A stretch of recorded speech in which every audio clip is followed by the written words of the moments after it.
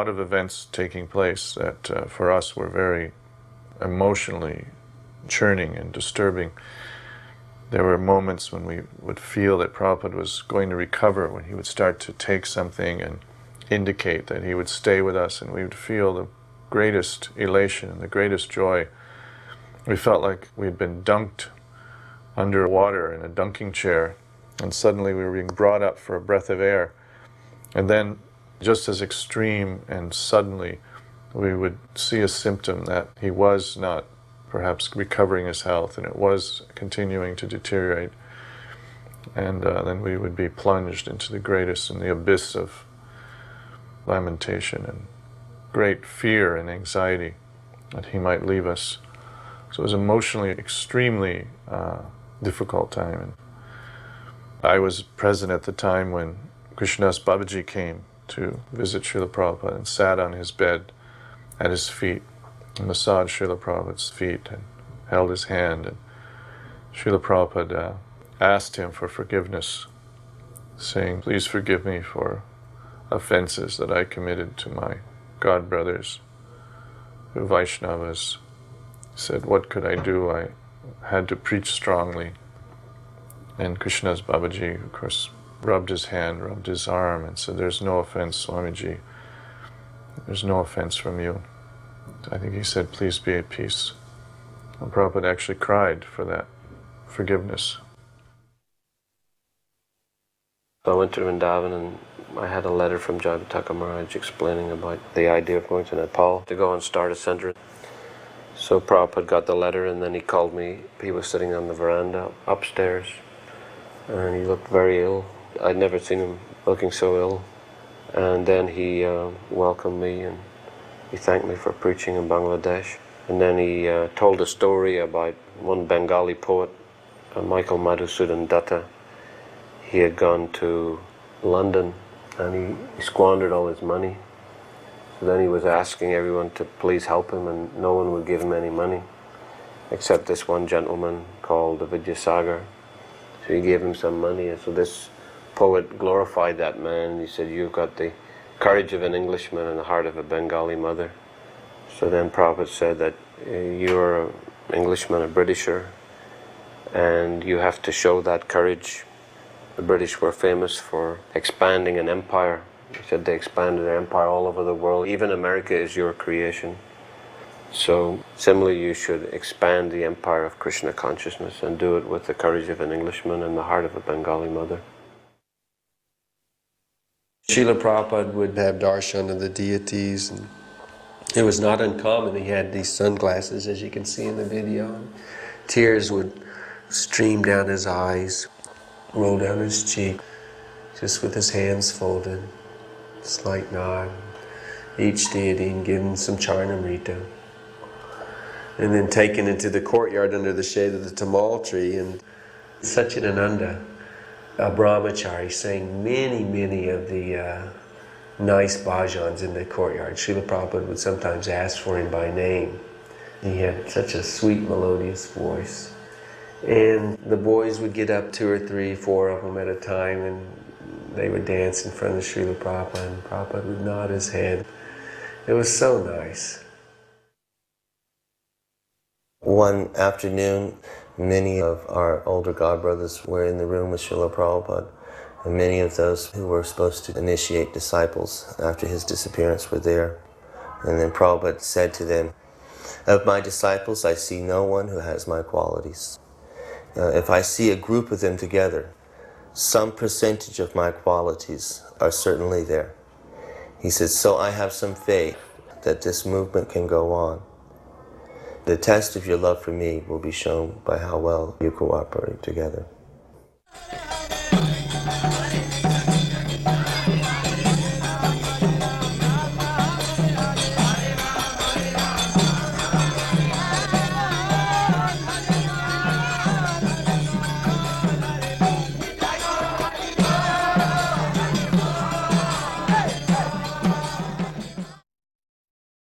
I'd sometimes cut through and be on the side of the path as Prabhupada brought around. He had on the dark glasses, but you could see his eyes were fixed right on you. for long, long periods of time, like, coming the whole length of the temple. You can just see that you're being like scrutinized. And then all of a sudden they opened the barrier. Anybody could go into the Prabhupada's house and join the kirtan. Prabhupada wanted all the devotees to come in. So the last 2 months, practically every day I was in there. And there are a lot of mystical experiences that took place. What happened was, I had never really led a kirtan. I'd always joined in the background. And so Sadadanya was taking care of Prabhupada, and then he walked out of the room. And Jayadvaita's there. And then he handed me the little cartels. And so I started playing my first kirtan. There I am in front of Srila Prabhupada. And so not even 60 seconds go by, and all of a sudden the whole place transformed. The whole place just opened up in the spiritual world. So many devotees had similar experiences. So for me, it was like a verification of what Prabhupada was saying always, that through him you get the connection to the spiritual world. And that happened. Just like that, all of a sudden, boom, everything opened up. Krishna is there. And how can I know that it was just the power, the potency of that moment, and the visual thing that just transformed the whole room. And so Krishna's on the line. What do you want? I just broke into tears. What can you want more? It was enough for me, and so I didn't ask for anything.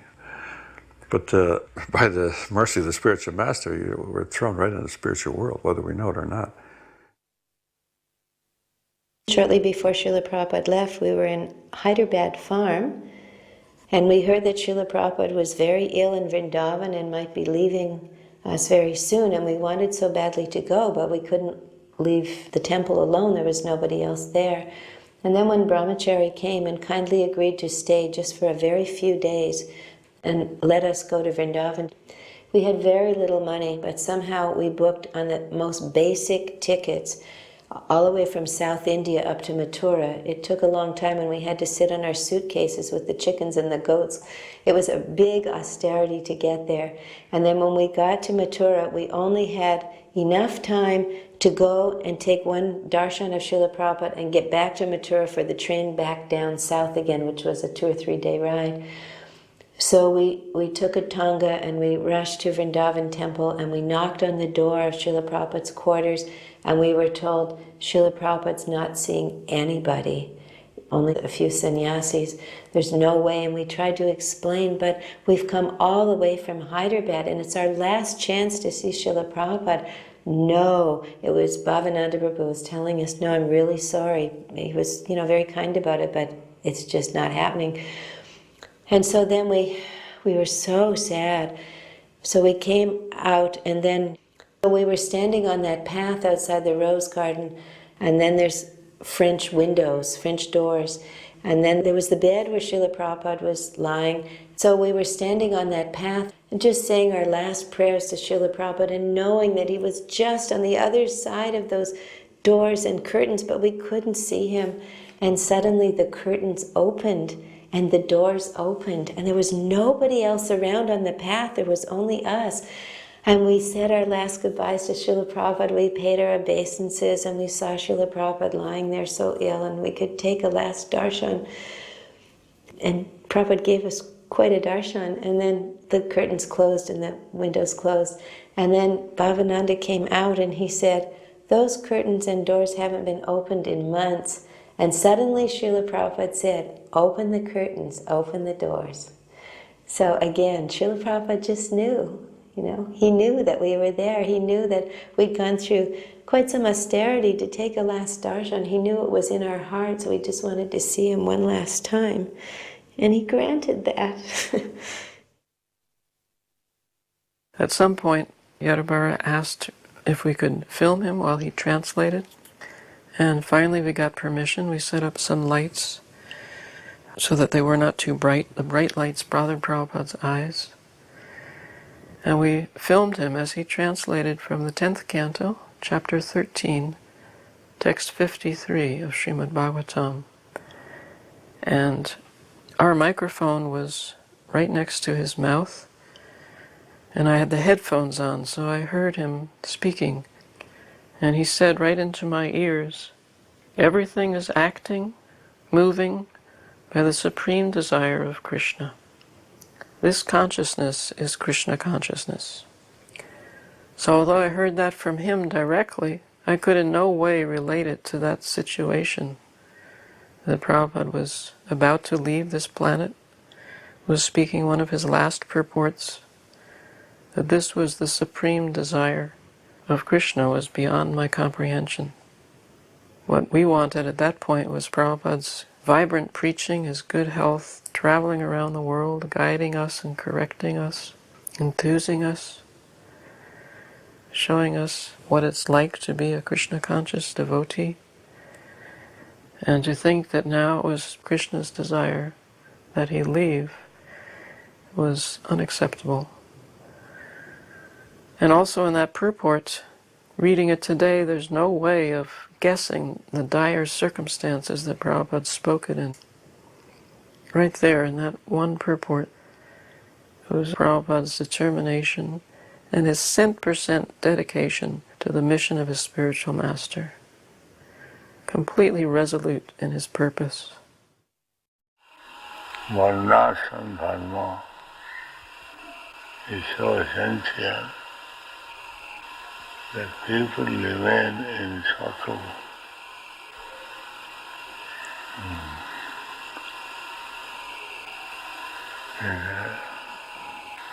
Tamagun, Rajagun, Rajastama Bhava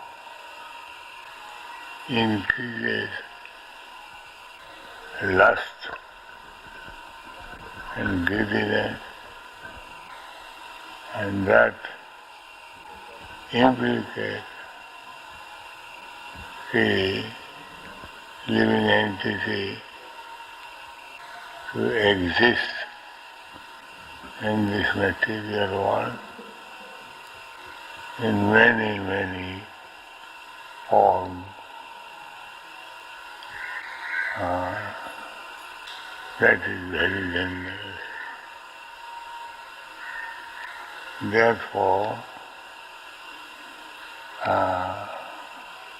they should be brought into Sattva, that is establishment of Varnashram Dharma. How to bring people in Sattva,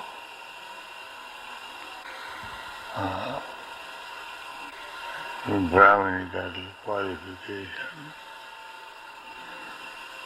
very neat and clean, rise early in the morning, this Mangalarati in this way, to stay in Sattva, then one cannot be influenced by Tamagun and Rajagun.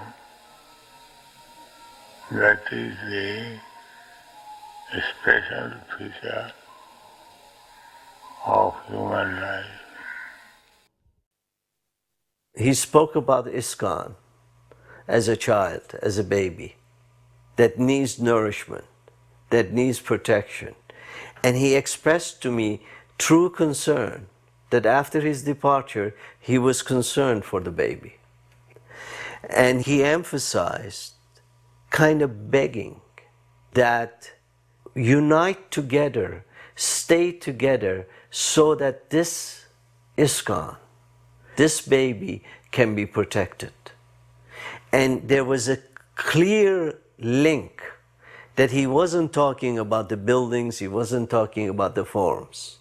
There was a clear link between the content of our relationship, the love we felt for each other, the willingness we had to sacrifice our own egos in order to reach understanding, in order to reach collaborative mood with one another, rather than organizational asset and all of that, in order to hold and protect and grow the baby. That was very, very clear to me, and it was very, very clear from every word coming out of his mouth. I had always had this desire to touch the lotus feet of the pure devotee. And this was back to the time when I was getting a Brahmin initiated in 1974. And I asked Srila Prabhupada, could I touch his feet? And Prabhupada said, that is not necessary. So in Srila Prabhupada's room, I look over and I've seen Trivikram Swami, and he's massaging Prabhupada's feet. And I'm thinking, why is he getting all this mercy? But then I'm thinking, oh, well, I don't even deserve to be in this room. And then all of a sudden, Maharaj yawned. And I went, oh, Krishna. So I humbly came over to Maharaj and said, would it be okay if I took over and massaged Srila Prabhupada's feet? And he said, okay. I thought, oh my God, I don't believe this is really going to happen. So then Maharaj took me over and he showed me. So I was so gentle and I was massaging the lotus feet of Srila Prabhupada, and I got to massage them for 2.5 hours. And then at one point, Prabhupada looked up and said, who is massaging my feet? And Tamal Krishna Maharaj said, oh, that's Udayananda Das. And Prabhupada said, oh. And then there was like this smile on Prabhupada's face, as if after all these years, he was fulfilling my desire. And then, by the mercy of Srila Prabhupada, he allowed me to massage his feet every day for the next 3 weeks. But I was thinking, I was the most fortunate soul in the whole universe at that time. I remember sitting next to Srila Prabhupada one night. We used to sit up and attend to him. And there's a special time in the middle of the night, I suppose it's 1 or 2 in the morning, when in Vrindavan the peacocks go off in sequence and start calling, responding to each other. And it's a chain reaction throughout all of Vrindavan. Anyone who's lived in Vrindavan knows this moment in the night. It's a magical moment. So Srila Prabhupada was resting. At that time I was sitting silently chanting on my beads. And when the peacocks went off, Srila Prabhupada, he had his hands folded as if in prayer across his chest. And he started to roll his head and moan. He rolled his head from side to side and he moaned 3-4 times. He started a new moan in obvious response to the peacocks calling. And it was a deeply ecstatic moan. A moan when somebody is enjoying something in an extreme sense, but on a level that is just impossible to imitate or describe to you. And the room at that time, for me, the space that we were experiencing at that moment became multidimensional, to the point where the paintings on the wall actually became 3-dimensional. Especially the painting over Srila Prabhupada of Krishna and Balaram. And I realized at that moment that Srila Prabhupada was already in that space, and we were viewing him from a very limited awareness. The last time I heard Srila Prabhupada speaking was the night before his disappearance. I think it was around early evening. And we were listening to Prabhupada speak to Swarup Damodar about life comes from life and not through a combination of chemicals. And then Srila Prabhupada said, the scientists, they cannot understand that life is coming from life. And then he said, they cannot understand Bhagavad Gita. They cannot understand this verse. Brahma Bhuta Prasanatma Nasosati. They cannot understand the Brahma Bhuta personality, that he is experiencing happiness from within. And that even though his body is completely destroyed, he stressed destroyed, he is in ecstasy. And then he said, I am that Brahma Bhuta personality. And that's the last thing Prabhupada said. In 1977, when I was on the plane en route to Vrindavan to Sri Srila Prabhupada, I vividly remember reading the first canto of the Bhagavatam, Nasta Preshu Bhadreshu Nityam Bhagavata Sevaya, which describes how by regularly hearing the Bhagavatam or rendering service unto the pure devotee, everything inauspicious within the heart is destroyed practically to nil. And in that purport, Prabhupada describes how the person Bhagavat and the book Bhagavat are actually identical, because the person Bhagavat lives his life in terms of the book Bhagavat. And when I got to Vrindavan, I remember walking in Prabhupada's room, offering my dandavats, and then getting up and looking at Srila Prabhupada, and it's very difficult to explain in words what I saw, but I could see that Srila Prabhupada was the complete embodiment of his books, and Srila Prabhupada was fully embodied in his books. It was like Krishna just gave me some kind of vision that was beyond anything I'd experienced before. One night, in the middle of the night, when I was sleeping on the roof of the Gurukul building, one of Prabhupada's assistants came and woke me up. And immediately so many thoughts rushed through my mind. You know, is Prabhupada leaving? Is something wrong? What's happening? He said, Prabhupada is calling you. So I rushed into Srila Prabhupada's room. And then, every word of Srila Prabhupada's was so full of meaning, because one never knew. One thought it might be Prabhupada's last words or last instructions. So Srila Prabhupada asked me, do you think the movement will go on after I go? And I said, yes, as long as we're sincere and chant our rounds and follow the regulative principles, it will go on. And then Srila Prabhupada, with great difficulty, because he was so sick and so weak, pronounced the word intelligence and organization. And I realized that yes, we do have to chant our 16 rounds and follow the regulative principles and be sincere in our devotional service. But to preach Krishna consciousness, we have to be intelligent and organized. And Srila Prabhupada wanted to balance what I had said with the powerful instruction, intelligence and organization. Then Srila Prabhupada asked, is there anything else? And within my heart, I wanted to cry out, Srila Prabhupada, stay, please stay, don't leave. But somehow I couldn't say it. And I just said, no, nothing else. And later I regretted that I didn't say what was in my heart. Every day was emotional upheaval. We would hear different reports from the Kaviraj. We would hear what Prabhupada drank, what little bit he might have eaten. The overwhelming mood was one of despair, that clearly Prabhupada was preparing to leave this world. And certainly we had no idea what would become of us and what would become of his mission in his absence.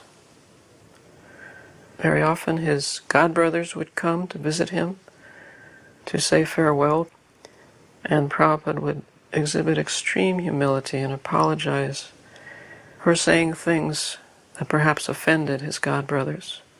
And he would ask for their forgiveness, saying that in the course of preaching, perhaps he was sometimes too strong.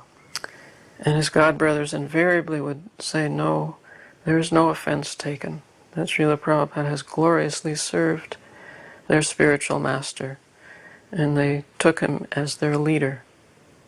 Other times disciples would come from throughout the world, and Prabhupada would have words of encouragement for them. He would inquire about their activities. And he was also concerned for all of us in Vrindavan. He would ask if the prasad was satisfactory, if there was adequate prasad. So in this way, he exhibited his incredible concern and his awareness of what was going on, even in that condition. While I was massaging him, I was astonished to see some of his activities. Sometimes he crying, sometimes he's stunned. I remember his hairs standing on end. He was belching. And I was shocked to see all of this.